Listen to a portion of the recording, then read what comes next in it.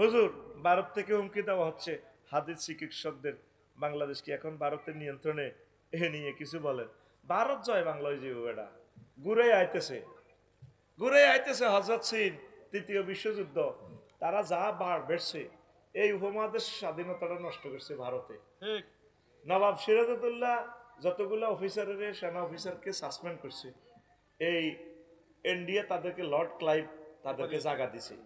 জায়গা দিয়া আমাদের এই স্বাধীনতাটা নিয়ে গেছে মুসলমানদের থেকে। ঠিক তদরূপ এই ইন্ডিয়া সবচেয়ে বড় বড় ফাফি মাফিয়াদেরকে জায়গা দিচ্ছে। এই বিচার আল্লাহ ইন্ডিয়ার থেকে করবে, তাদেরকে আল্লাহ ছিন্ন ভিন্ন করে ফেলবে। আগামী দিনের সূর্য ওঠা যেমন সত্য, ইন্ডিয়াকে আল্লাহ খণ্ড বিখণ্ড করে ফেলবে। তাদের সভরেন্টি থাকবে না, এটাও সত্য, ঠিক না?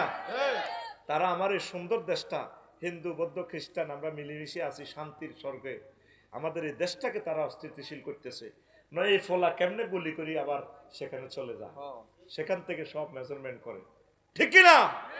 আল্লাহ এই ইন্ডিয়ার জন্য তুমি অ্যান্টিবায়োটিক ভ্যাকসিন তোমার পক্ষ থেকে তুমি এটা নাজিল করো আল্লাহ, থামাই দাও আল্লাহ। আরশের রব, তারা আমাদের আইকন গুলাকে জবাই করে দিছে, আইকন গুলাকে ফাঁসি দিয়ে দিছে আল্লাহ। এখন সিরিয়াল আমাদেরকে রাখছে আল্লাহ, আমরা এখন তোমার কাছে মামলা দিয়ে গেলাম, তাদেরকে তুমি শায়েস্তা করো।